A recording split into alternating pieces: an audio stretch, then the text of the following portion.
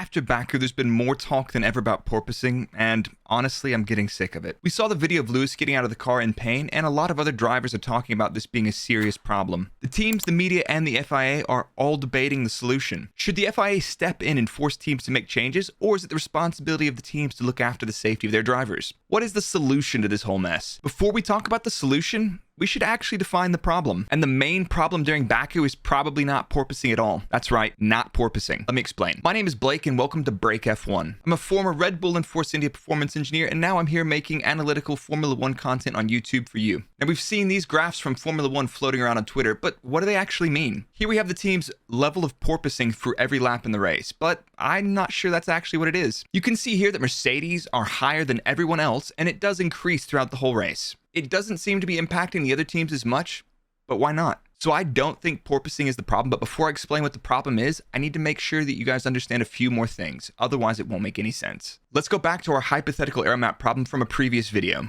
To make this simple, let's assume that this is a Formula 1 car's downforce versus rear ride height characteristic. As the car speed increases, so does the downforce on the car, pushing the ride height lower and lower the faster you go down the straight. One of the main objectives is to optimize the downforce on the car acting throughout all of the corners. This is achieved by ensuring that the car is set up with the correct ride height and stiffness to ensure the car is operating in the correct window. So the car's operating window might look like this. Unfortunately, when the teams got to the track, they realized they couldn't put the car in the window they wanted. The porpoising was causing them to lose too much performance. Now, why does this happen? The wind tunnel and the simulations are never perfect. There's a reason that teams perform aero testing and take measurements on the track as opposed to the wind tunnel. They do these tests so they can not only validate the models that they have, but they can identify areas of the models that don't match reality and improve those further. Designing, simulating, and testing all the aerodynamic components of a car takes a lot of time. Often, changing these designs has massive implications on other areas of the car, such as the cooling system and the radiators and the rest of the bodywork. In the case of Mercedes, they've already brought two massively different packages this season. The original test spec and the new no pod specification that they're running now. It's not feasible to completely redesign the entire package in a race or two. Mercedes clearly feel there's substantial motivation to continue pursuing the no pod design, and that just takes time. So back to our problem, the hypothetical aero map. So as there were no quick fixes for porpoising, the original solution of many teams was just to increase the ride height of the car to avoid the porpoising region. Now, this would look something like this. Unfortunately, this comes with a large performance detriment as the car's losing quite a bit of downforce. So what other options are there to get away from porpoising without giving away all the performance? Now, the ride height is only one of the parameters that we have to control. What else is there? Now, we've also got the rear suspension stiffness, specifically the rear heave stiffness. This controls the vertical displacement of the body relative to the tires. If we increase the stiffness of our rear suspension, the new operating window might look like this. And our new stiffness curve might look something like this compared to the original. Basically, the car's just stiffer everywhere now. If we go very stiff on the rear suspension, we can prevent the car from squatting into the porpoising region of the aero map. Now, the only downside of a very stiff rear suspension is stuff like traction, bumps, and everything else can cost lap time, not only from a reduction of grip, but even over the duration of a race, you might experience higher tire degradation as a result of the stiffer axle. Now, this is another problem. It looks like the only solutions we've found are problems that actually just make the car slower. But what if there was a trick to this? Now, there is one way to increase the rear suspension stiffness without actually hurting the traction. And based on the comments that we've seen in the press and from Mercedes in their debrief video, there's a good chance this is what they tried in Baku. So increasing the rear suspension stiffness everywhere is bad for traction. But what if you make the car very stiff once you go full throttle and you're going in a straight line? For example, most of the corners where you're grip limited or not at full throttle are at a relatively low speed around Baku,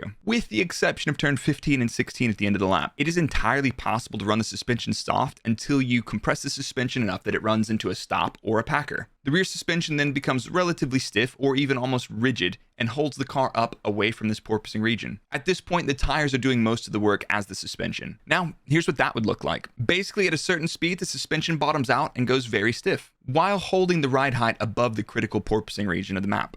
This means the car would be in the optimal rear ride height more often than not without dropping into the porpoising region and without the detriment of the poor traction and low speed. You would try to target the transition from spring to the packer or the bump stop until after your highest speed corner to prevent any instability or bumps upsetting the driver as he's going through these corners. Now, let's go back to the original porpoising amplitude figure and speculate a little bit further.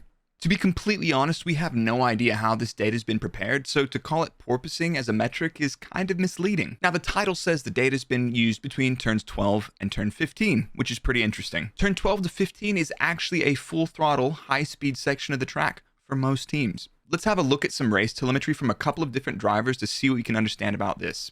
So here's some race telemetry from Verstappen on lap 5 in green and lap 50 in pink. You can see here is turn 12, turns 13 and 14 are just fast kinks, and then here's turn 15. You can see that even at the start of the race and the end of the race, Max is full throttle for this entire segment, not even a sniff of lifting off the throttle. That's pretty interesting. Now let's just have a quick look at Albon in the Williams. We've got lap 5 in green where he is lifting through this section quite a bit, but pretty quickly he transitions to being flat through this corner. Throughout most of the end of the race, Alex is already full throttle through this section. So I would assume the Williams, which on pace is so much slower than the rest of the field, they probably don't have great grip and they probably don't have great aero. But even at the end of the race, the Williams of Albon is full throttle through turns 13 and 14. Finally, let's have a look at the Mercedes of Lewis Hamilton. So here's Lewis, lap 5 in green, lap 50 in pink. At no point through the race is Lewis even close to flat through this section. I've checked the same data for Russell, and the exact same thing is true. Russell does not get anywhere close to going flat through turn 14, 15 during the race. Now, what if our old porpoising amplitude figure had something to do with this? What if this is an indication that they're not even porpoising here? What if they're just bottoming out their rear suspension and it's making it difficult for the driver to stay flat? Now, I will say from the data I have, I can't explain why the amplitude on the Mercedes increased from lap 20 onwards. Unless perhaps a suspension element failed, a bump rubber or packer failed, and the suspension was actually riding on a hard stop rather than a gradual packer. But that is just speculation. I honestly don't know. Now, Baku is a street circuit, and yes, it is quite bumpy. Porpoising is still likely to be an issue with the 2022 cars. It's very possible that what we've been seeing recently is not actually the teams experiencing porpoising. It's the result of teams trying to combat porpoising without giving up as much performance. But at what cost? Considering Montreal's also a pretty bumpy street circuit, I wouldn't expect to see too much different in terms of the team's pecking order and their issues they're experiencing at the track. Now, I know that porpoising has been a buzzword that everybody's using this whole season, but porpoising does not describe all the issues from a ride point of view that we're likely to see with a race car. Let's see what the teams decide to do in Canada to deal with the porpoising issue. If you found this segment about the aeromap philosophy interesting, I've left a video here which explains a lot more about what's going on. We'll see you next time.